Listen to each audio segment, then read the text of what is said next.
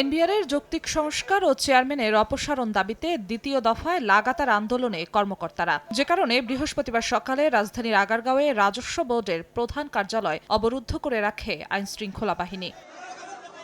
এদিন কলম বিরতি শেষে সংবাদ সম্মেলনে জোটের নেতারা জানান, অর্থ উপদেষ্টা আনুষ্ঠানিকভাবে আলোচনায় বসার আহ্বান জানালে তা ইতিবাচক হিসেবে নেবে সংগঠনটি। আমরা আলোচনায় যেতে চাই, আলোচনার আহ্বান আসলে আমরা অবশ্যই বিবেচনা করব।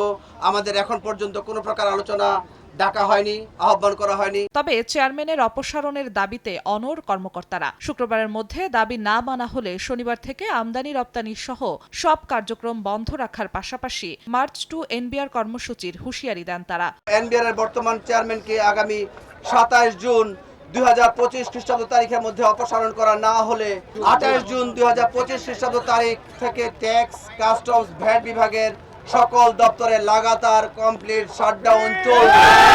আগামী 28 জুন 2025 খ্রিস্টাব্দ তারিখ থেকে সারা দেশের ট্যাক্স, কাস্টমস ও ভ্যাট বিভাগের সকল দপ্তর থেকে এনবিআর অভিমুখে মার্চ টু এনবিআর পালিত হবে। এদিকে চলমান অচলাবস্থা নিরসনে অর্থ মন্ত্রণালয়ে এনবিআরের প্রতিনিধিদের সঙ্গে বৈঠকে বসেছেন অর্থ উপদেষ্টা। জিনাতারা জশোয়া, সময় সংবাদ, ঢাকা।